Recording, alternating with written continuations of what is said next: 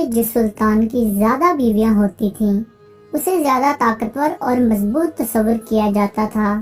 عثمان غازی کے فرزند اورحان غازی چونکہ ایک بہادر جنگجو اور دور اندیش سلطان تھے، وہ واحد سلطان تھے جنہوں نے سلطنت عثمانیہ میں سب سے زیادہ دیر حکومت کی تھی۔ تو اب اگر اورحان کی ایک دو بیویاں ہوں یہ تو ہو نہیں سکتا۔ جی ہاں، آج کی اس شارٹ سی ویڈیو میں ہم سلطان اورحان کی تمام بیویوں کی بات کرنے والے ہیں۔ آپ کو وہ تاریخی حقائق بتائیں گے جو کہ اب سے پہلے آپ نہیں جانتے ہوں گے۔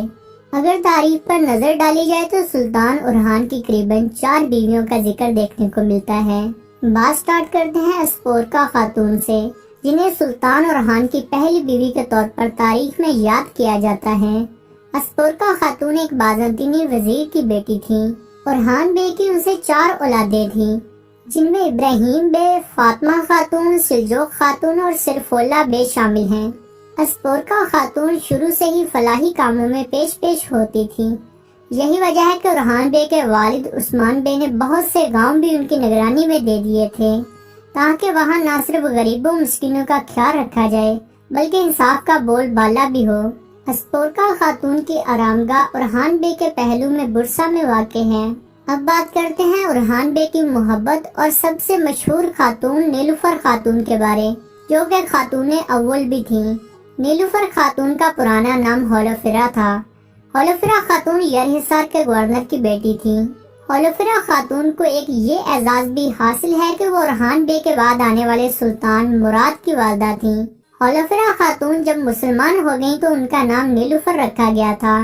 ہولوفرا یعنی نیلوفر سے اورحان بے کی 3 اولادیں تھیں، جن میں سلیمان پاشا، قاسم بے اور مراد اول شامل ہیں۔ مراد اپنے والد اورحان غازی کی وفات کے بعد سلطنت عثمانیہ کے سلطان بن گئے تھے، جبکہ نیلوفر خاتون والدہ سلطانہ بن گئی تھیں۔ اورحان بے کی وفات کے 1 سال بعد ہی نیلوفر خاتون بھی خالق حقیقی سے جا ملی۔